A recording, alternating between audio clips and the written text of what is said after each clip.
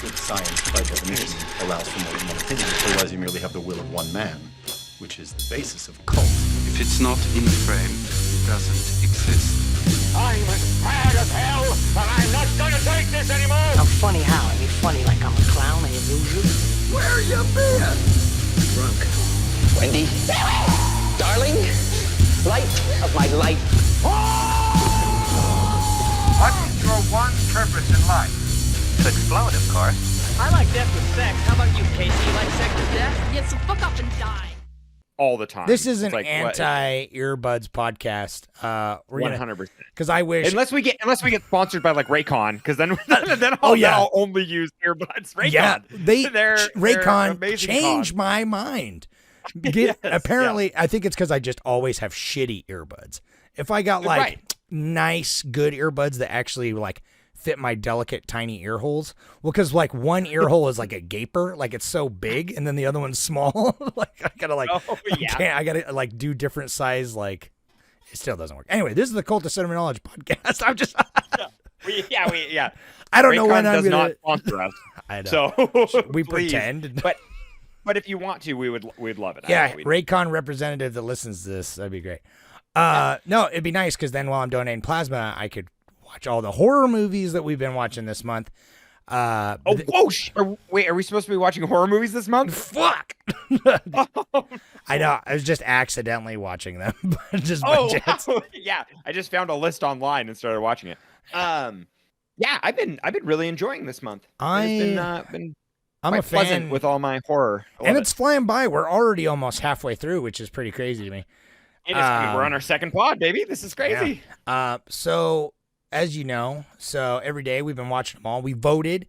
You guys voted. It's weird because this is a little bit different than our normal flow. Yeah. We voted for the movie day before yesterday. It won, which was Tales from the Hood. We watched it yesterday, and we're doing the pod today, where it all feels very condensed. So we're all kind of like we usually have a whole week before there's like we do a the pod. week, and like And we're not watching movies every day every in day. between. So, But it's been cool yeah, because this one stood out. So we're gonna get into it. So obviously, Tales from the Hood is what we ended up watching. I definitely feel like this is going to be my, I don't know. Every year they kind of rank, and I'm like, things stand out, and things are like, this is my first viewing, so I imagine it's your I first think viewing, that's too. the thing. We always at the end of the month, I'm gonna do like, what was your favorite movie? What was your favorite new movie? Because I'm curious. What stood out? Because so far I was really, I mean, obviously we're doing it now. I was really impressed with this because not seeing it, and this is so far because everything that we watched up until now, I've pretty much seen before, other than like Dracula, I guess. But which I also liked, but I liked this more. Well, and this has always been a movie that had like, I've never seen it because it's not really in white America. It's not really here. That's like true. It wasn't like it's there. It's like easy to find. Yeah, it's like a cult not classic it's not now like too, but it is a yeah, very specific sort of niche. Right. And I never really, because it always kind of showed up on lists, but I never really watched it because I don't really care for anthologies that much. I think that was my biggest deterrent. I like them. I just don't watch them, but I'm always kind of disappointed because there's always like one's really strong one, and then there's like two shitty ones that kind of bring the whole package down. So it's like, even though I like VHS, I like Tales from the Crypt, I like fucking and that Southbound. I have to and Creepshow. Creepshow. See now, Creepshow. I'm spacing out. Does Creepshow have that the like pause the between each short? There's like a little skit or like there's but it's not like it's not like over. Yeah, it's more like it's like a host type vibe. What I get with Creepshow. And he explains like what the next short is going to be about, right? Yeah, it's not so much like like VHS, and this has like an overarching story that kind of follows.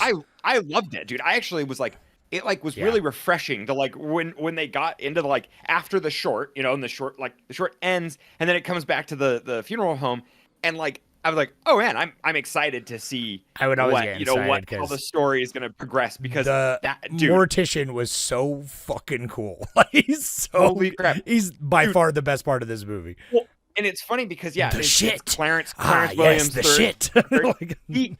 he gave the greatest performance in this thing. Period. Like so it was so dedicated, dude, to like that's the thing. Yeah, played it 100%, and like right. It was like such an homage to like Just- all the old classic yeah, like just over the top like bombastic anthology horror hosts or whatever you want to call them. Yeah. I feel like is a thing in the genre that I'm like now going back on, like, oh, that makes sense, because then it's like you got Body Bags, you got John Carpenter. He's also kind of like the morgue guy, and he's fun, but this fucking like he nailed it in this one, man. Anyway, let's before we get too ahead of ourselves. It's your turn. It is. I didn't write anything, but which is fine. I didn't know. Yeah, you just kind of give us the I'll wing give it here. you What's the quick spiel of the breakdown of this movie if you've not watched it. So, these three dudes, these like gangster guys, go to this mortuary to get some drugs that the mortician there has like found.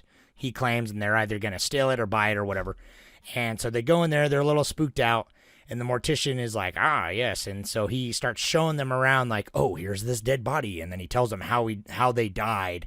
And that's kind of the through line. And each story that he tells is, one of the shorts for the anthology. So the first one is just about like these fucking crooked racist cops that killed this like black politician. And then he ends up haunting the rookie cop that never like came forward, and then like ends up killing them all. The zombie kind of comes back, kills them all. Obviously there's nuances, but I'm not gonna dig deep into each one right now. But and then like the second one is there's this kid who's getting like attacked by this monster in the night, and his teacher like gets involved with the family, and it's basically like his stepdad is like this fucking monstrous man that is the guy who's like, oh well, he's just he's his brother, or it's not his stepdad. It's his like his brother. His mom's brother. So it's like his uncle. Okay, uncle. I thought it was like his mom's boyfriend or something.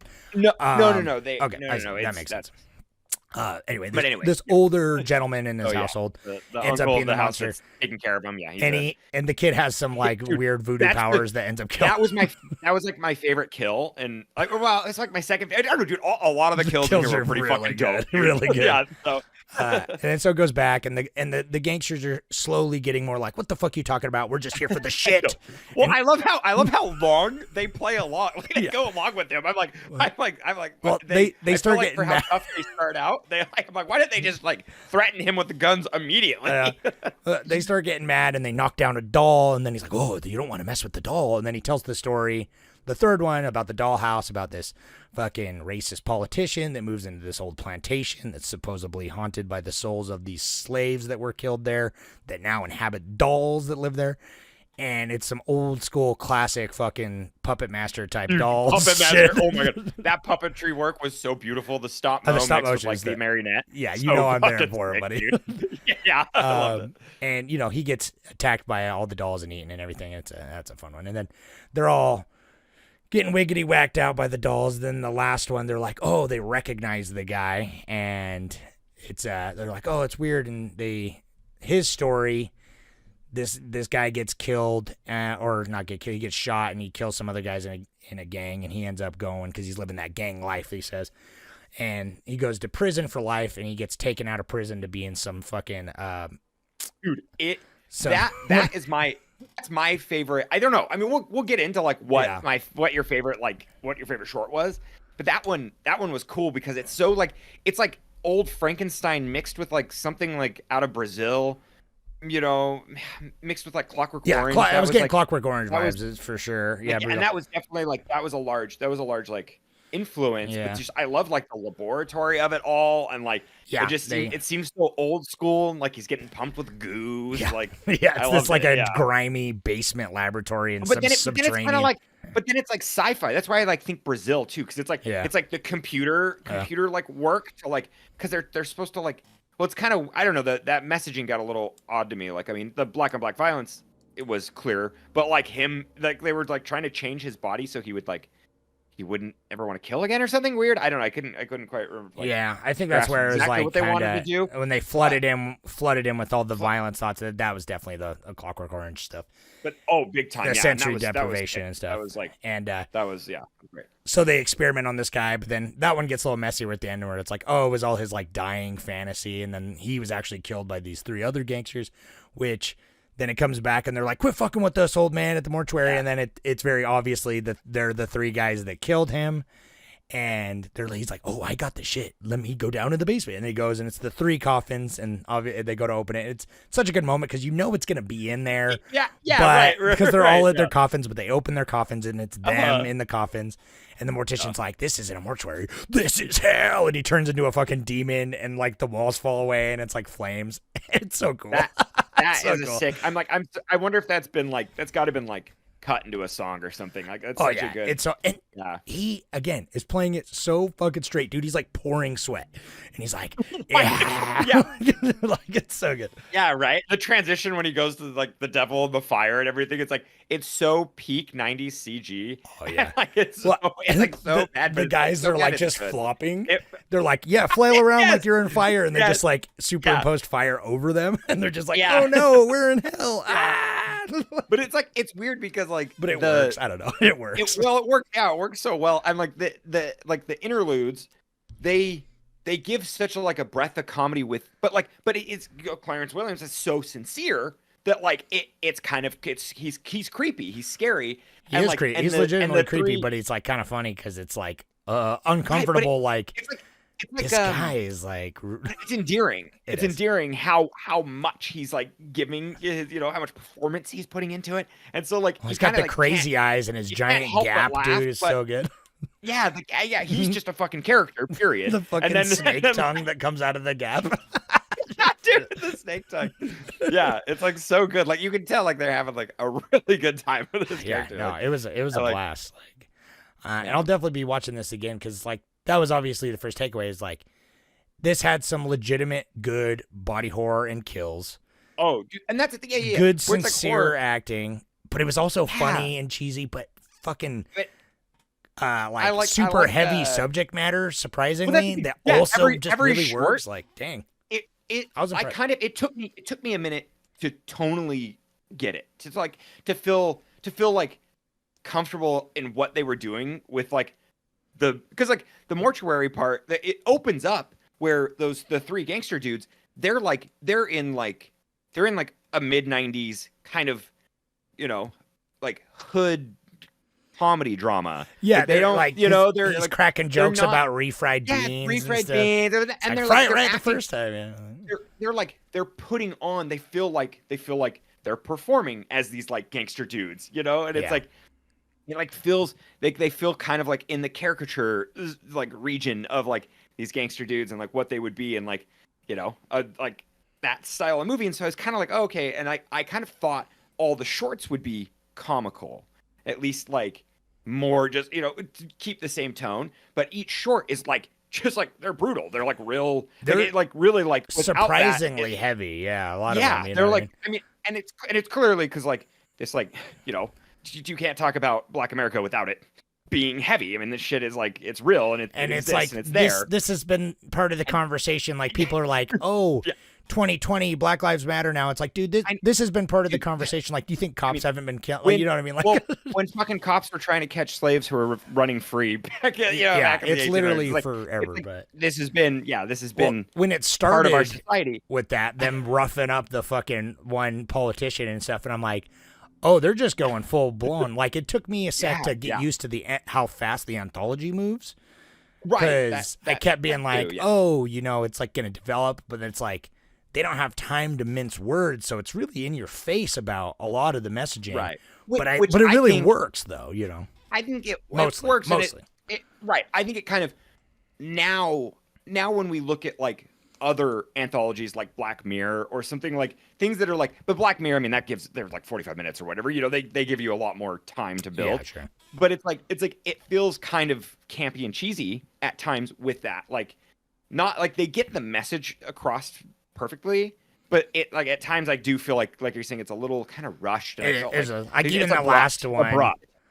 You know, It's hard for character because, like, even the last one, I mean, I don't want to skip too far if we're taking them, but, like, the last one, he's even like, she's like, you want to get out of prison? And he's like, you fucking with my head? And he's like, nope, you can get out. And he's like, well, alrighty then, let's go. Like, because it's like, you can't spend several scenes being like, do I go into this experimentation and build my character and trepidation? right. It's Yeah, just like, he nope, can't- let's just do it. Like, there can't be like any doubt. It just has to keep moving plot because they only have 15 minutes to tell the story, if that, you know. And so, yeah, that's the weakness just on like the storytelling. And they could have maybe done just 3, shorts, and then, if they. But I guess they didn't know they were getting sequels, so who knows? It's like That's you true. don't plan They that ahead. coulda- You wanted. And I liked all the stories that were told, so it's not like I don't think anything needed to be cut necessarily. Just maybe it would have helped. I think they give them a little bit could more time. have cut the second one with the kid. I thought that one was definitely the weakest. But but it had some of the coolest body horror bits. It had like- some of the coolest body horror, and it had some of the best acting, in my opinion. And it not for the me- best fighting though. Like No, I know, but I kind of like that. Like I like kinda that he punches with his open palms. well, no, but dude, that is kind of a thing where he's I don't know, he's not like a closed fist would like really he's a huge dude. He'd like decimate those people, and so it felt like kind of realistic, but I agree. It's just kind of fun. It like the first 2 though were like to me like the most, I mean, gut wrenching. Like I don't mean the politician. He's Well, it hits hard terrible just and because trash, it's just so real that it's just like, of course the cops get away the first with it. two. You know The what first I mean? the first two are so real, like so real. They're just like, oh man. I was just waiting those for. really did make me feel like horror. Like Yeah. it was horror in like a sickening way. You Well, know? Like I think my biggest problem with the second one, because I thought the first one was really good, and it got kind of some crazy, but like, dude, when the cop gets melted into the painting, that is that my was favorite so- kill. Probably. that was- It's so good. I'm on board with everything, like decapitation, kill cops. He like when he gets his chest ripped open and it's like a like a bleeding bubbling beaker, vial or whatever. Vial. Yeah, it's like a beaker, I'm just like fuck yeah, dude. I have no idea why, but I fucking love it 'Cause it's like cool. that. It's like yeah, exactly. Because it's just kind of like it's a horror movie, so it's kind of like logic can take a back seat when it's just like he's a fucking zombie. So Yeah, I'm he sure looks there's cool. some metaphorical reason for that, but I don't know. Maybe. I mean, I don't know though. It's like I was listening to a little bit of interviews and stuff, and half the time they were like for the horror, they were like, well, it's a horror. That's it. It doesn't have to be. It doesn't have to like be super coherent. Yeah, we have the and coherent we're story. trying to tell this story in 15 minutes, so let's just fucking go. Right. You know what I mean? Right. But dude, when the cop melts into the fucking mural, I so was good. I was like, yeah, I was like, Me too. amazing, yeah. I love that, and I was watching that with Emmeline too. That's how she saw that part, and she's like, "What is he doing?" I'm like, "He's getting fucking melted." I don't know. It's like, yeah, the body horror. I know. And that She's was so like, "Why cool. are they doing that?" I'm like, "They're bad guys," and she's like, "Oh," I'm like, "Yeah." Yeah, It's like, they no, fucking they're are. not. It's chase the good cop. I'm like, not these guys. Nah, Not there is usually. no cop bud. Yeah. Sorry. But and like I like when he like just starts using the like magic to like throw the syringes at him. I don't know, it's great. I know Like, it's fun it- because it's like the wire work too. It's just like, like they just Yeah, like pop Right. up. And yeah, there's a lot of so we watch a lot of Factor Fiction, and half the time I'm like, this has got like some Factor Fiction style just I don't know all the work. I mean, at times though it's like the mural part and like the car chase and stuff. I'm like, Yeah. oh, these are like that's like good car chase, good crashes. Oh yeah, like- I was it's good work out on the surprised. streets and The stuff. production quality was pretty on point. Right. A but lot at of times the it time. sometimes it feels cheesy, but I think it's just because of it's just a little dated, and that's like it. Yeah, I it's think. I mean, now is a good time as any. I think the weakest part of the movie for me was some of the technical stuff. Felt like I don't know, like a lot of it felt like definitely budgetary restraints because there was a lot of audio issues that it kind of took me out of it. It was mostly had to do with like the dubbing and like after the fact, like doing the why am I spacing what it's called when they re-recorded the dialogue. Anyway, they re-recorded the dialogue in post in a lot of the scenes, but it wasn't mixed very good. And so sometimes, and I was listening to it with the headphones during the second half after I watched it by myself later. And like, it was just like in one sentence, they would re-record one bit, just like over it. and it would sound like so like in both ears, and it wouldn't match like the body language. And then the next line would be on set, have a totally different sound and a totally different cadence to it. It did that. Wild. I didn't get that at all. I was it just did watching that on my a few shitty TV. times. Yeah, it did that a few times, and it was really distracting. Especially in the last one. It really did it a lot in the last one. Dude, that was something I learned in Bram Stoker's. That was Keanu Reeves. He did a lot of ADR. And yeah, thank you. he did a lot of ADR. Sorry, my brain's melting today for sure. You're I'm dying I know, of right? brain Yeah, aneurysm. yeah. You couldn't open your eyes for like 6 hours. So, Yeah. but dude, I like that was kind of the thing. It's like it is really important, and it totally can change your performance. Yeah. When like. Well, you know, because like that's you're the doing it on thing. set, and then when you go to do ADR is really fucking hard, dude. We did Anyone out there's ADR. ever We tried did it? ADR for our movie, and it was so hard. It's so hard. Like literally, that's why there's like voice acting professionals. Like when it's like that's kind of like when The Rock does a voice in a cartoon. It's like it's just The Rock doing it. It's not like somebody who's like professional. And it's a whole other ball game to like watch a so hard. performance and try and recreate all the nuances of what their mouth is doing, because. I mean, people are stammering and doing weird shit while talking. Hard when we did. It's so we did hard. That. God, yeah, dude. And it took us forever. Remember, I was getting pissed. I know. Anyway, I was getting pissed about You it. have to do it like 100 times. I had to do easy. it like, so many times for my lines. Oh man, Because I was like, because you "About had like about you a had, handy or whatever. I was at the gas station. Anyway, yeah. go watch that movie on YouTube. Yeah. It is on YouTube. Yeah. What is it called? Till Death Do Us Part, or Yeah, what is it? close enough. Till blood.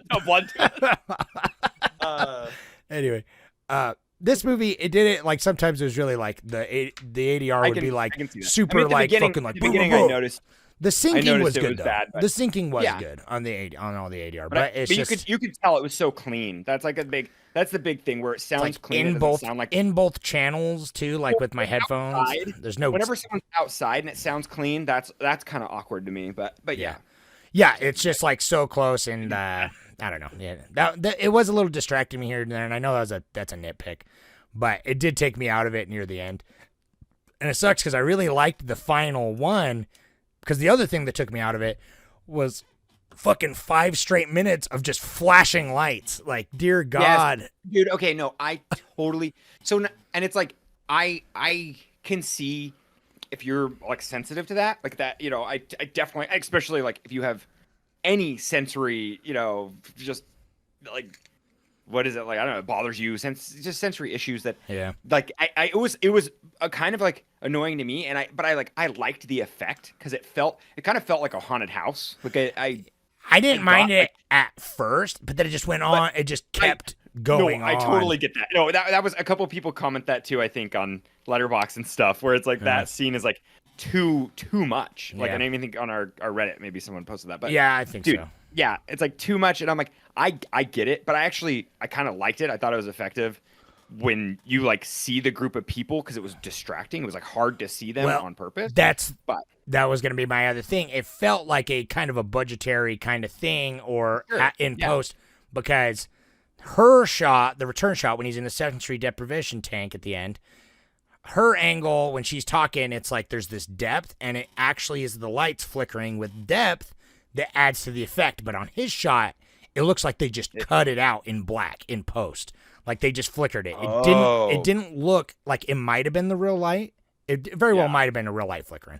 But just a different lens and different shot. It had no depth to it, so it just felt like on, off, on, off, on, off on his side, whereas on her side, there was like the flickering of the depth, which wasn't I think it was just jarring. depth, period. She was in a deeper room, and then probably... that's what I'm saying. Yeah, I sure. think the lighting probably wasn't as embracive when it was just shot on his, like, 2-shot, you know? Like, Yeah, for him, they should have kind of, like... had it be more of like a dim and flicker instead of just on off. Like it felt very binary, which caused the flickering effect, which again didn't really like. I'm not that sensitive to that kind of stuff, but it went on longer than any scene like that I could think of. Like it went on for like, I'm not exaggerating, like 3 or 4 minutes, and that's a long time to just have like such intense flickering like that. No, I thought this isn't a Gaspar Noé movie, you know what I mean? I know exactly. Yeah. Well, I was laughing because the second he gets into the sensory deprivation tank, it's very loud and very, very bright. Like I was like, there's no sensory deprivation happening in this tank. No, but I assume it. I assume it was just his mind. But it's still like I just like I loved that like, and that gave me like Terry Gilliam vibes like big time. Oh yeah, the whole sequence. I really liked that third one. So the second one, going back a little bit, the second one. Yeah, we could just go through, I guess, one by one. But I don't know, whatever. We may just as go well. around. The second one I liked, but I thought it was the weakest just because I was expecting something more from the horror element, and it was more like, oh, no, it's just child abuse. But I mean, it felt like the most Twilight Zone. Like, because Twilight Zone is obviously a huge influence on this movie, and it felt like the most Twilight Zone-y episode where it's like sometimes Twilight Zone, like there is no suspense. It's just kind of that a one straight felt up story. Yeah, like, that one felt Twilight. Where the third one, the Dollhouse one, that felt like Goosebumps or something. You know what I mean? Yeah, right. I feel like Puppet Master was the first thing that came to my mind. In the best way possible, because the third one was probably my favorite, though it wasn't like the most impactful with its like messaging necessarily, but it was just like I thought it was the most unique and like the most tight as like structurally, just with the fucking dolls and all the like the I think my biggest, I think the thing that I really thought it started off strong, but then I kind of got bummed out when it just became one person. It was a smaller, there were only like there were only three characters in that scene, that one. It was like, it's the guy who talks to the reporters, and then it's the two guys. It's his publicist and him, basically. And so that's like, I wish they would have the publicist in it more, because I thought that was kind of an interesting dynamic where he's like starts making racist jokes. He's like, I've been hanging around with you too long, man. Like, I know, and I was so like when he died, I like gasped. I was like, oh fuck, I did not see him dying immediately after that. I didn't expect him to be like, I thought he would be in it a little bit longer. Like when he starts falling down the stairs, I was like, wait, what the fuck's happening? I was like, he's gonna die right here. So like, oh. I know, yeah. I think it's because like the dolls are cool. You load that character, that fucking greasy two-faced politician. Well, I love it because it's like it reflects today's society. It's like fucking wild. It's like it's so wild to be like you laugh at it then because you're like, how could someone so racist get into office? And it's like, how many you got fucking come sit down. So many politicians with like fucking no, like standing in front of fucking KKK flags and shit, like really. But I do love it. I do love like, I mean, and his name is it's Duke Metger or Duke Metger or something. He's like, it's like two like grand wizards in the KKK. It's two of their names mixed together. So it's just like you're like well, oh yeah. Like that's it's cool. I have a soft spot for changing paintings too in like horror movies, dude. Well, I know, yeah, right. I know, they're right? too cool, man. And so every time that's why it was like the most well like done directed, because it felt really blocked out. Like you'd come into the room, and this giant mural, which was first ridiculous. I was like, why is there this giant mural of all this lady and these dolls? The fact that he didn't paint over it immediately was like that kind of had me like, the fact that it's even like, there. They turned to it. I was just like, God damn, Duke, I know. Just like, yeah. He's like, yeah, there she is with all those slaves. I'm like, Jesus Christ, buddy. Yeah. But when you first see it whited out, I'm like, oh fuck yeah! And then it comes back in, and there's like four more whited out. Like I love it, because I love it. Like they're all gonna get whited out, and right, and they all do. And he's just like, oh god, and he gets eaten all to death with it. And then the little old lady just like comes in, and she's just real. She's just like, I know it's so goofy, but it's like so cool. It's goofy, but it works so well. It does. It's a lot of fun. Though. I thought that one was like it's kind of the simplest, but because of that, like it felt the tightest and like conceptually the most quote unquote horror. I mean, maybe it didn't have as many of the stronger themes of some of the other ones, but like I don't know, that was just like a lot of fun. I don't know, it was a blast, but it was I don't know, man. And then the fourth one, I really liked the fourth one. That's my favorite probably one. That would be my favorite if it didn't feel so kind of messy, where it's like it's a dream or it's like a dying vision, but it's like it's doing like the Jacob's Ladder thing, but not really. because it's like tied most directly to like the overarching story, right? So it's like I liked everything it did. It just felt like kind of like disjointed, and it had, like I said, it had the most technical kind of issues for me, which made it distracting because I don't even remember some of his speech at the end. I guess because I was that's distracted by the flickering in the audio, you know. Right. And that it warrants a rewatch, but I think I liked it because of like the social commentary between, you know, black on black crime, and that was like that's something that they wanted to, you know, discuss and go through. Well, it's interesting because it's I thought they executed it as a modern fucking white guy, you know. It's like it's something that I guess I don't really think about that often. And when he meets the fucking skinhead, who is the scariest character in the whole fucking movie. Oh, I know, because he's that real. that dagger on his forearm, dude, was so. I was just like, yeah. He's the realest, but he's just so scary too, because it's just like he's evil, and it's like, but it's just like his racist violence is his like spiritual purpose.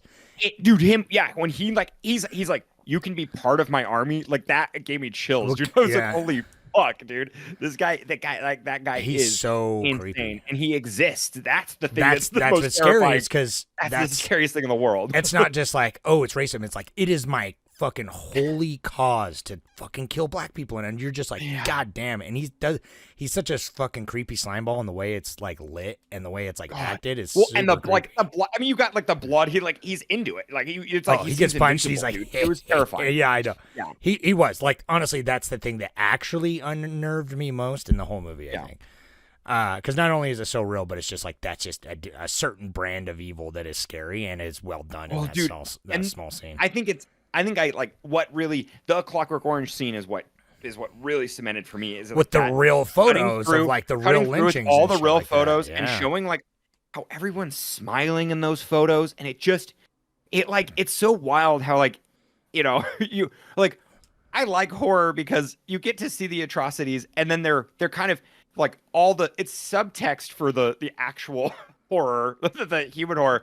But in this movie, sometimes you're like, oh fuck, you have to like actually like, let's look at it. Like, all right, here's the history, and you can't really get away from it. And it's like fucking wild how all those photos are real. Like there's they aren't doctored. I know. Those are real historical photos. It's like, and it's like if you can't look at that and like not be disgusted, like, you know, if you're the fucking the dude in the cell with the blood in your mouth and you're like, it's my purpose to kill, then it's like that is just fucking horrifying. That whole scene, that scene was fucking great because super affecting, and then it had the music playing, which is so good. The like Spice One fucking the soundtrack of this movie was so hard. Is really good, dude. And like Billie I loved Holiday when the cops are beating him up, I was like, that gave me chills too. Yeah, dude. I was like, so holy good. shit. And like, and I knew it was just gonna get worse. Like, it's just, that's the thing. Like, I was like, oh, that the first one was like, I just knew it was gonna keep getting worse. I know, and it just kept on going too, and it's so brutal. Because, like you said, even that last one, when the guy's like, you know, what were the color of the guys that you killed? And then like the look on his face of realization, it's just like, oh, you know, here it is, you know. And then it's like with the music, it's weird because it's like it's so cool, but it's like it's saying about like it's like glorifying this violence in a way too. It's just a weird thing because I'm there being like, oh yeah, the song fucking slaps. This is gangsters fucking. Then I'm like, no, it's just like. Yeah. When they're showing all these real pictures and the scenes cut in between that they shot of like the gang violence, right? Right. Yeah. But which it is feels totally very like parallel, purposeful. You know what I mean? to the music that is created because that is like that's what's happening in their reality. So it's just like it's just I this don't know, is man. like fucking racial violence. Did man. you notice they rocked a Ghostbusters with this, and like the end, they did like a rap about the movie. Dude, like, I did notice that. That's been a good theme. I'm like, yeah, dude. We got to go through the month because I think it was David that pointed out Arachnophobia had the song about "Don't Bug Me" or whatever. yeah, dude. Arachnophobia. Gotta watch out for them spiders. Like I don't know. I can't. That's how it should go. They're making webs. That was we'll talk about that one at the end of the month, but that was the most haunting movie of the month for me. Oh my god, yeah, all those racist spiders. yeah, they're pretty racist, but I don't know. This movie, I I'm really glad we watched it because even though I it's, know. I'm glad to have finally seen this. Like, I and was- the opening with the skeleton. It's so cool. Like, it's just so random. But I'm like, fuck yeah, that's what's so cool because that is like the creep show. That is like they do create these like fun macabre mascots for like their movies and stuff. Wow. And like he was so fucking cool. It's like he's smoking weed and he's Right, got, like I his think- gun. Just like hell yeah. because that's the thing about this movie that I wish more movies would do is that it's just like it's not afraid, like you said even before, like there's the skeleton, there's the fucking weird bubbling beaker in the dude's chest. Yeah, It's 'cause like they're goofy. they're like, just like on top of it. they're wanting to tell these like poignant and like important fucking social themes, but also like they're just throwing stuff in there because it's cool and it's fun and it's entertaining and it's kind of spooky. Like it's like they know, I don't know, like this movie really walks the line more Right. than I thought it would, where it's not like, oh, it's like preachy and like makes me feel like all this white guilt. Which I mean, there's some of that, but some white yeah, guilt. There's right. always some, but it's also, it's just like, I don't know, it's weird how fun it is and how cool it is and how gory it can be while also having these heavy themes and also being funny, like, and sometimes actually unsettling. Like, I'm surprised how well it was able to kind of pull all that off, because that seems like that would be a hard fucking task. Like, I feel like they like got lucky or are fucking just that good, because it's, yeah, there's just like, I think it's a little bit of both because that It is. Rusty Oh, for sure. Cundiff or whatever is it Cundiff? I don't know exactly how you say his last name, but he did a bunch of Chappelle Show, and there was something else. Oh, he really? did, That makes like, sense. He directed the new Creep Show. And, oh, okay. I was gonna wonder Black because Jesus and stuff. Yeah, I like. Yeah, he like. I'm like he's a smart writer. Like, I'll, like, yeah. it's so I'm fun to curious stuff. now about the two sequels, because there are now two sequels to this.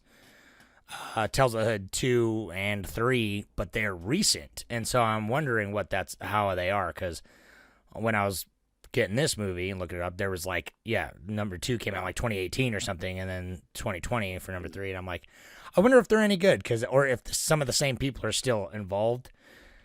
Because I'd like to check them out. I don't know. I don't know if it has the same impact, because it's like something about the 90s charm of this movie, though. It's like the right time, right place. It does feel like the crew from Goosebumps came over and are like, yeah, we've been filming Goosebumps. We can film this for you, too. You know what I mean? At the same time. I mean, really though, yeah. I feel like it's like, no way. Oh, there's a Clueless TV show that he directed. I was like, I thought he could direct Clueless. You're like, fuck I was yeah, like, buddy. I was like, what? Doesn't make any sense. But even, I mean, the Clueless show doesn't make any sense either. But anyways, yeah, it's like this is like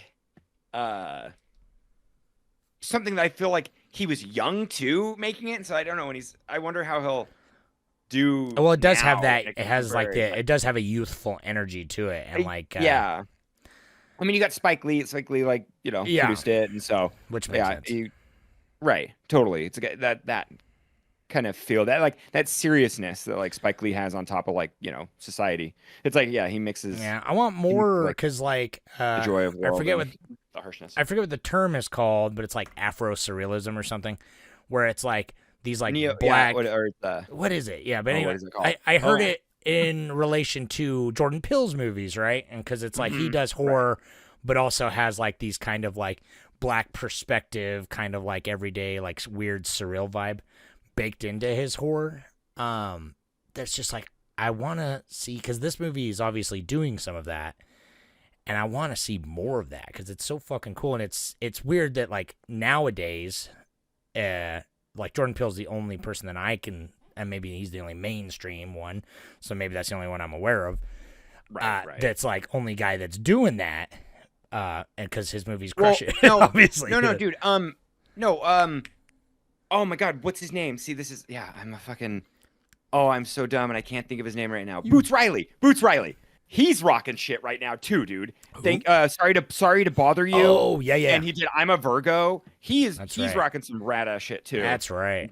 Boots Riley is cool. I'm excited because I watched I'm a Virgo and I loved it. Yeah. Oh, is that good? I wanted to see that because it's like I Yeah. love like Keith Stanfield, so I watched the Sorry to Bother You or whatever. And yeah, that's definitely in that genre, right? You know what I mean? It's like Dude, sorry to bother you is awesome. it's really good. He's got Boots Riley's got something else coming out too that I was like psyched for, and now I can't think of what it was. I don't have to look that up. New. But anyways, yeah. So, but I know what you're saying. That it is. I mean, it's a slim. Yeah, it's a slim. But it's category just out there, and so- like this movie's like almost 30 years old, but it's just like it's got that 90s nostalgia kind of goofy vibe tapping into it, where the more modern ones don't have that because they're, you know, modern. We're living in it, so it's hard to call it that. But it's just like I don't know. It feels like a part of its time, but also kind of ahead of its time. You know what I mean? Yeah. And it makes sense that like Spike Lee would be so part of it, because I was gonna say it's got that youthful kind of angry but like fun and bombastic energy that, you know, Do the Right Thing had when earlier on in his career, right? Which is so good. So anyway, you got a money minute for me, bub? And I'll look up, see what kind of Reddits we got. Oh yeah, you look up the Reddits. I totally forgot to do. Oh, that's all right. I'd probably get to the Reddits before you then, though. I know, yeah. I mean, I was looking up. I don't have a cocktail ready to go ever. Boots Riley doesn't have anything else coming out. So I need to watch. I'm a Virgo. I saw some stuff for that and it looked cool. Yeah, I liked it. Oh, nice. Yeah, this is pretty decent. It was $6 million budget and it grossed $12 million. So doubled half it back. That's ain't bad for like an anthology horror. That's pretty solid. Right. Yeah. I was gonna say, yeah. Anthology is like you said earlier. I'm just anthology does not like interest me because of I feel like it's hard to like. I just like you said. I feel like it's just there's just always gonna be one that I'm like I don't like as much, and so I'm always kind of just like by its very nature, it's harder to latch onto. There's like no characters really, like, you know what I mean? It's like I know I can't. There's one that's weak, then it brings down kind of the whole thing. Like the only anthology I can think of that like I wouldn't skip one is Animatrix, and that's fair. I mean but I haven't seen that many anthologies that I can think of. It's like weird. I feel like I've seen a lot, but I like now I'm trying to think of it. I'm like spacing, but I don't know. Animatrix is pretty sick, like all the way through. The biggest difference though is that this movie because the biggest part why other movies feel so disjointed. This movie was directed by just like the two dudes or whatever, right? And so it has every short kind of has the same through line, the same vibe. So it does feel more cohesive, whereas most anthologies are directed like each segment is like a short directed by a different guy. And so they don't really like it's just a way to put 4 short films into a feature and call it a day, you know what I mean? So a lot of times it's they have an overarching theme, but a lot of times they do feel like this felt more conjoined and like through line than everything else for an anthology, and I think that's why it's definitely my favorite now. Yeah, I can definitely I can tell how they put each one in order. I feel like that's the importance. I know. I think the order was. I feel like you couldn't have it any other way. I do feel like it was the perfect order. No, straight up. I was thinking about that afterwards because I was like, oh man, it would have been weird to have. I mean, clearly the last one ties into the end of the movie, but like all the three, just like if you mixed them around, I feel like it would have a different effect. Like the first one, it like really like hits you in the gut. The first one, like boom, there it is. Yeah. It's kind of crazy. It's got like the fun shit, like it's cool, and it's got the chase. It's got the thing that it does in like Dead Alive, where the hand comes out and grabs the dude's cock. Yeah, grabs it, which is great. And then he comes up in the coffin, and it's like he's holding his beating heart. He's holding his beating heart. It's such like it's just. And then it brings it back down with the second one. It's like 80s horror. Yeah. Like, because it's funny because like it would be comedy if it was like 5 years older and didn't have such like, the huge like whatever, social themes. I feel like it would have been a little bit more comedy. But I'm really happy that it wasn't. I'm curious what he would do because he clearly is like a really talented comedian. So it's like they could have made all these like really comedic and taken out like the that's why themes, horror and comedy go so well together, man. Because like that's why it's like obviously talking about fucking Jordan Peele again. I mean, and there's a lot of people come from a comedy background go to horror because it has this similar, the build up and the punchline. Where in horror it's more like the tension and then the whatever, the scare, however. But so it is very interchangeable in this, where it's like it makes sense because it is funny, but it's the dedication to the horror, because like the dolls aren't like, they're kind of funny because they're silly little dolls running around, but they're played so straight. It's never like winking the camera like, look at these dolls. But I was laughing when he puts the doll and he's like, I'm gonna blow your little balls off, and he puts him on the dartboard. But it's like, it's only funny because it's like the situation is so absurd, but it's not winking at it. Right. You know what I mean? No, right. Which is why it's so perfect. Ridiculous. Yeah. And so that, so it's like you can't help but like. Well, that's what he laugh. said. It's like the fucking coffin comes up and he's on the tombstone holding the beating heart. Like, it's played so straight for horror, but you're almost like, because it's like, it's a ridiculous situation, but it's like this whole movie kind of touts that line. Yeah. Except for the second one, where I feel like it's like almost a PSA. It's like, don't beat your kid, don't beat children. Right. And I understand. I mean, that is where it feels a little too Twilight Zone-y for me. But it was like, they are like, I'm just like, oh man, like child abuse is brutal, and it really is. Well, I think having like a familiar face kind of took me out of it too a little bit. But it's just kind of like, I don't know. Yeah. It's sinister, I love that. I love that kill too. That's my favorite kill. Yeah, it's like, that one's great. Well, that's the thing. The melting cop, the uncle getting like brutally getting his bones just snapped off. Dude, it's brutal. I'm like, and even him just like twisted in the pile. He's just a pile of broken limbs. Yeah, his head. But I love how he's still vicious. Like, even though it's like he's in an impossible situation, it's just like he is a monster. That's what's cool about it too. It's like it really brings it home with like those scenes are like kind of disturbing. You know what I mean? Yeah. Like the cop getting melted. Like, actually, I was just like, oh god, that's creepy. Like, yeah. And then he becomes a mural, which is also, I'm just like, oh, awesome. Yeah, I know, right? Yeah. I was like, oh, that's cool. Anyway, so I got a couple of Reddits. So another opponent says, this movie has it all: comedy, social commentary, scares, and gangsta rap. And it pulls it mostly well. It's clearly trying to be pulpy like other horror anthologies, such as Tales from the Crypt or Creepshow. Their messages are overt but organic to the stories. It clearly deals with serious issues that are usually taboo to talk about, unless it is 100% serious and nuanced. But horror is great because we can absolutely take something as serious as racism, abuse, violence, and still make it a valid message while being entertaining yet sincere. It surprised me with how it tackled deeper issues such as child abuse and black-on-black violence, which again doesn't get talked about that much, and yet this movie managed to pull off with sincerity. The first story is probably the hardest to watch, especially when since the scene is cut in with Billie Holiday's Strange Fruit, which if you've never heard it and want to absolutely creeped out and haunted, go listen to that song and lyrics. And the last story was weirdly powerful. It's not perfect and is sometimes too cheesy and dated, but it's supposed to be with the style it's trying to homage. It has its own identity, with the mortician being the standout as well, stories being deeply rooted in Black American culture. All in all, if you're a fan of Pulp Fiction comics or anthologies like Creepshow and Tales from the Crypt, I recommend this since it easily ranks among them. Just don't watch the sequel, even if it does have Keith David. Oh, see, now I wanted to watch the sequel. And it has really? Keith David, yeah. Oh, I mean, I wonder if it's that bad though. I'm still gonna watch it. Like, I know we got next year. Next year, we're just only gonna watch it. The anthologies just constantly. Thank you for commenting. I appreciate that. So, and then Clones of People 2 says, I had no idea what to expect going into this, and it turned out to be really good. It felt almost nostalgic, like a grown-up version of Goosebumps. The visuals used odd angles and clever edits to bring out an eerie tone, and the score really helped bring out the tension and horror. It mixed the goofiness with some surprisingly heavy themes, which really elevated this from being a standard anthology to something that made me think.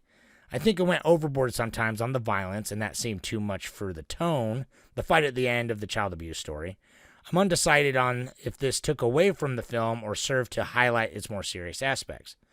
The KKK house was my favorite. The little monster dolls were creepy. The strobe lighting scene of the last story was awful. It made a few minutes unwatchable for me. Overall, 7 out of 10. This deserves a bigger audience.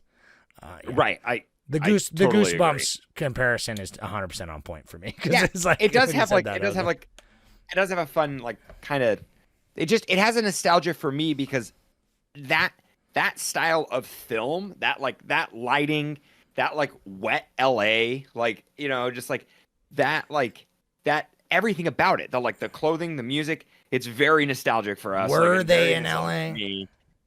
I think so. I don't know. It looked like the LA streets. I but- thought it was Philadelphia only because, as a massive Butch hockey fan, the one kid was wearing a Philadelphia Flyers jersey. So I was like, Oh yeah, maybe then maybe I it can see was. Yeah, I did. Yeah, I curious. did. He did I have mean, a jersey, but it looked like when I was I don't trying to know look what at the Philadelphia streets looks and the like, street so signs. I don't know. The street Yeah. signs looked like it. What the cop uniforms say? Did Yeah, they say? nah, I LA? did look. I did look at it, and it's just police. It's just just police, generic right? police, Oh, okay. protect and serve, or whatever. But yeah, no, Okay, it does. okay, yeah. The chase scene feels decidedly LA at the first. It section. looked like, yeah. But anyhow, even if not, it's just like that. It does.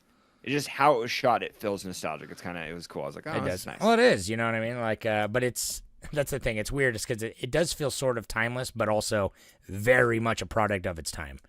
Right, But but still, almost 30 years later, like, not any less. Like, it's not like, we don't have that problem anymore. You know what I mean? I know, right? Yeah. It doesn't seem Which like, is unfortunate. I don't know. I yeah. wish we could look back at it and be like, oh, the 90s, man, racism back then. Well, but I love it because it's like when you watch a movie from like the 50s, it's so sterile. You don't get like there's only a few rare nuggets where it's like, oh yeah, you're like truly seeing like the sign of the times. Where it's like you watch a lot of movies, 60 years ago, and you're like, oh, this seems so quaint and like no problems. And it's like they really just sterilize it. And so it's like it's nice, it's refreshing to be like, all right. I mean, it sucks ass that we're still fucking stuck in this shit. And so, but it's like at least it's like, hey, this feels Yeah. This contemporary. so far, I mean, we're only halfway through the month, but so far this is probably my biggest surprise, and so I'm Yeah. looking forward. I got more. The second half of the month is more stacked with movies I haven't seen, and so I'm looking forward to that to see which ones kind of pop off and surprise me. Tomorrow we got old Jason and I know, right? Which is cool because I don't know if I've seen the first one, but anyways. Or is it not the first one? This is huh? like the sixth one, yeah. Oh, so I don't think I have seen it. I'm trying to. I don't really know the Friday the 13th that I've seen. Anyhow, this was definitely a surprise hit for me. I was this and Street Trash. Honestly, like we're gonna talk about Street Trash. I was like, yeah. I don't know. It, I like, did was not weird 'cause expect Street Trash to be like it's not good, but it's way better than I thought it was gonna be. Well, and it's it's so much more than I thought it was going to be. Same. So, Yeah, same. anyways, I thought it was same gonna be with- the same with dumbest. This, though. Yeah, same. I thought this was going to be. I like really went into this with like kind of a scary movie vibe. Like that was my. That is what I was expecting to come into this, and I was pleasantly surprised. Fucking so, Wayans brothers. which I really like. I mean, Scary Movie Wayans brothers. Oh no, yeah, they do their they do what they thing. do. They do what they do. I and they do appreciate it that. well.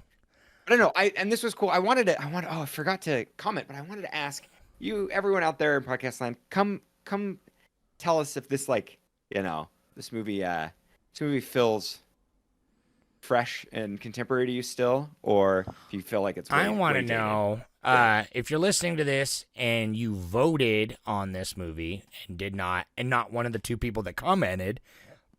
Even though we've done the podcast and we've moved past it, we still read those. Go back and comment. Tell us why. Yeah. I want to know because I was really surprised that this movie won the poll because I didn't really know that much about it. I didn't really know what would win. I actually voted for Valerie and her Week of Wonders, right? Because I knew that'd be the underdog. But I was like, oh, Threads has got kind of a following, and it pops up on like the horror subreddit like every couple months, and people are like, holy shit, Threads. And so I thought maybe that, but I was like, oh, Tales from the Hood fucking blew. This won by a landslide. By a landslide. And so I was like, oh. And every time that happens, I'm like, I want people to show up and come vote and be like, why was this your pick? Because it obviously wasn't really. I think that's why I was also so surprised. Because this wasn't really on my radar. You know what I mean? And so it's just like, this is another reason why, even if it's just me and you doing Cult of Cinema Knowledge, we'll still do it because we end up watching movies we probably never would have watched before, or that we never would have got around to and we're forced to watch and end up falling in love with them, like this one, despite its minor flaws. I love the poll aspect though, because it really helps us to make a wider decision, you know. And so we've definitely been watching movies that, you know, this is giving me a larger breadth of knowledge, and I enjoy it. Yeah, and I want to know though. I want to know how you guys vote the way you vote. Do you pick a movie that you love, and if so, I want to see you show up for it, or do you pick a movie like we often pick? Is like just whatever we haven't seen that interests us the most. I'm curious how you guys vote, because especially if people are showing up to like, oh, fuck yeah, Tales from the Hood. I'm like, oh, nice. Like, what is your relationship to this film? I want to know. Tell me about it. So anyway, that's it. Moving on. Thank you, guys. That's it. Yeah, our wrap up stuff. Pick up your fingers and type on your keyboard Patreon. That's Patreon. P-E-T. Yeah, we're gonna. Patreon. I saw those. Jordan's making some sweet merch. I got we're some, working on some cool merch. It's looking real good. We just gotta. We got all these sick little muggies. You can go on our Patreon. They look check great, them out. man. They you look can go great. on our website and check them out. Get them wherever you drink beverages. That's right. All right. Well, anyway, that's it. So keep watching the horror movies. We're going to obviously, I kind of like living on the seat of my pants, even though we're watching every day. I have no idea what the next podcast is going to be. So it's just like, it's kind of. I don't. I kind of changed it up too a little bit with the polls. So we'll see. I don't even know. Yeah. No, I'm at this point now. It's like, it's only been, I mean, we're on, I don't even know what day it is. It's funny. This like, it blurs together. Yeah. It's like, I'm already just like, oh my God. What movie's next? And then, but it's so funny because I always just want to watch more. I want to keep watching movies. So, well, I know, because it's like today we're recording this on Thursday, so today's Psycho. But I already watched Psycho. Spoiler alert! It's amazing. Yeah. Spoiler alert! Everyone dies. Psycho's fantastic. And then, but like, I want to. After this, I was like, oh, I want to watch a movie after this, maybe. But I can't watch Friday the 13th today. It's it's Thursday the 12th. What kind of asshole would I be? Ooh, I gotta wait till I watch it tomorrow. That is surprising. It's gonna be Friday the 13th tomorrow, everybody. Yeah. By the time this comes out, it will be Friday the 13th. So if you're listening to this, it's super spooky. Don't cross paths with any black cats, and watch out for any fucking psycho love your killer. black cats. No, avoid them today. You're cursed. Don't go to a large giant man with a machete and a ski and a hockey mask. Avoid walking under ladders. That's number one. Yeah, that's number one. You see under as many ladders as you want. Shut up about your No, you're gonna get a machete to death if you do. I'm telling you. Yes, if you walk under a ladder and then there's a large man with a machete there with the intent to kill, then watch out. That's a bad day on any day. Yeah, that's unlucky. No, that's no yeah, good. That is true. Yeah, it is. Yeah. All right. Well, anyway, keep watching these horror movies. Go vote. Check out the Patreon. All that good stuff. So. Travis didn't call, right? We're already done. And we're like, I didn't. No. Yeah, no. I think he's out of town. But anyways, when we've been watching you guys, I've been following some people on Letterboxd. Thank you. That's amazing. Come follow us on Letterboxd. I'm Good Robot. Come follow me. I don't know what I think I'm just leaves 72 maybe. That's right. Yeah. I don't actually even know my Letterboxd name. It might just be Leaves. Anyway, we should. And if you're on the Letterboxd, also come to the Reddit. I'm just trying to get everyone talking in one place. I do both. Do both. Copy and paste your Letterboxd shit. I'm talking to you, Parsnipply. Just come copy and paste it. Yeah. All right. He's been participating. He has been doing it, and I am proud of him. I'm proud of him. We love you all. We're proud of you. Okay. Goodbye. Thank you. Goodbye.